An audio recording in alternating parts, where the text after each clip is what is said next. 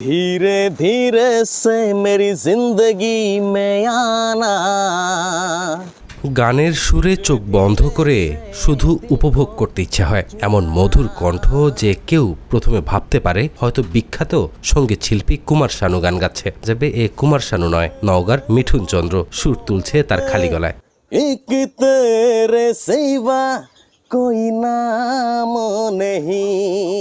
ছোটবেলা থেকেই গানের প্রতি ঝোঁক ছিল মিঠুনের। সেই থেকে কুমার শানুর গান শুনে সেই গান হুবহু গাইতো মিঠুন। মিঠুনের কণ্ঠে গান যেন কুমার শানুর গান, তবে আক্ষেপ উপযুক্ত যত্নের অভাবে দেশজুড়ে মিঠুন তার গানকে ছড়িয়ে দিতে পারছে না। आजा अब कैसा शर्म। ভাগ্যের কি নির্মম খেলা, দুবেলা পেটের অন্ন যোগাবে না গানের চর্চা করবে, এমন অবস্থায় দিন কাটছে এই গান প্রেমীর। উপযুক্ত পৃষ্ঠপোষকতা পেলে হয়তো মিঠুন দেশজুড়ে দ্বিতীয় কুমার শানু হিসেবে নিজেকে প্রতিষ্ঠিত করতে পারত।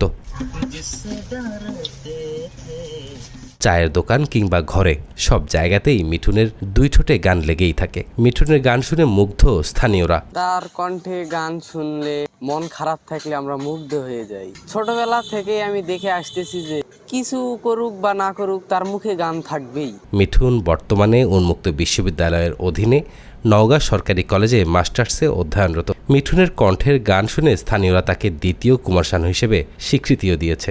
ডিরেক্টর আছেন এবং আরও যারা বড় বড় মানি গুণী ব্যক্তিজন আছেন, ওদেরও দৃষ্টি আকর্ষণ করবে এবং সাংবাদিক ভাইদেরও বলবো আপনারা অবশ্যই জিনিসটা হাইলাইট করবেন। সরকার থেকে মিঠুনকে একটা চান্স দেওয়া হোক যেন মিঠুন বাংলাদেশের দ্বিতীয় একজন কুমার শানু হিসাবে সুযোগ পায়। অর্থের অভাবের কারণে নিয়মিত গানের চর্চা কিংবা প্রতিষ্ঠিত কোনো শিক্ষা নিতে পারেনি মিঠুন। সরকারি সহায়তা কিংবা উপযুক্ত পৃষ্ঠপোষকতা পেলে মিঠুন তার কণ্ঠের জাদুতে মুগ্ধ করতে চায় দেশ ও বিদেশের সঙ্গীত প্রেমীদের। তার শিক্ষাটা যেন ভালোভাবে সম্পন্ন হয়। এদিকে জেলার কালচারাল অফিসার জানায় যোগাযোগ করলে তারা মিঠুনের মেধাকে মূল্যায়ন করার সর্বোচ্চ চেষ্টাটুকু করবে। প্রতিভাবান যারা আছে তাদের ক্ষেত্রে সেক্ষেত্রে সুপারিশ করে দিব। মহিবুল কাদের, জিটিভি নিউজ। जिंदगी में आना।